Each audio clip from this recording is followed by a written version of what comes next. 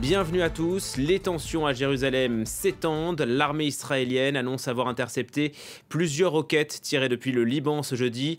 Gwendoline Debono, bonjour. L'armée israélienne a immédiatement riposté.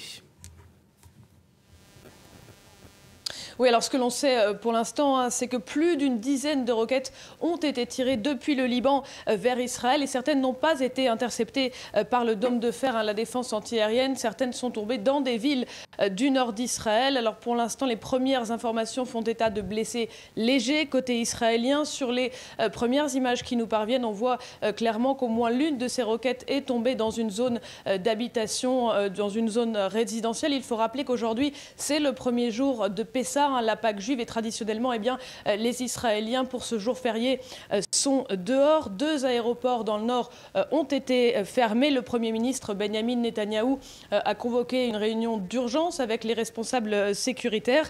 Des avions de chasse volent au-dessus de la frontière israélo-libanaise. Alors, il y avait déjà eu des roquettes tirées du Liban vers Israël. Ça avait été le cas notamment en 2001. Le Hezbollah avait alors revendiqué ces tirs, mais cela reste une situation où cela reste quelque chose d'extrêmement rare.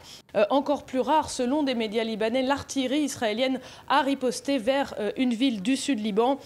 En 2 jours, Israël se retrouve donc avec une situation extrêmement tendue, à la fois à Jérusalem, sur le site de l'esplanade des mosquées, sur le front sud à Gaza, où plusieurs roquettes ont été tirées ces derniers jours, et maintenant sur le front nord, à la frontière avec le Liban. Et revenons peut-être d'un mot, Gwendoline, sur ces tensions à Jérusalem. Les affrontements ont été extrêmes entre la police israélienne et les Palestiniens à Al-Aqsa.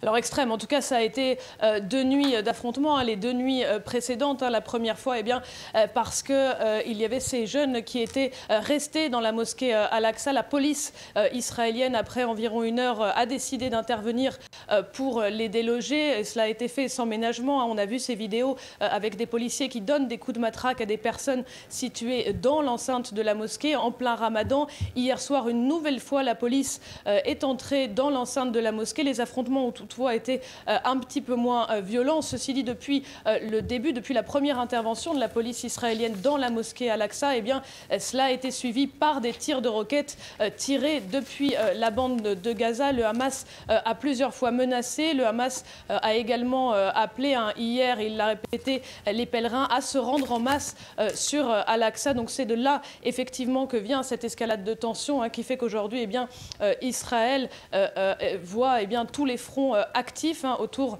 de l'État hébreu. Merci beaucoup Gwendoline Debono en direct de Jérusalem.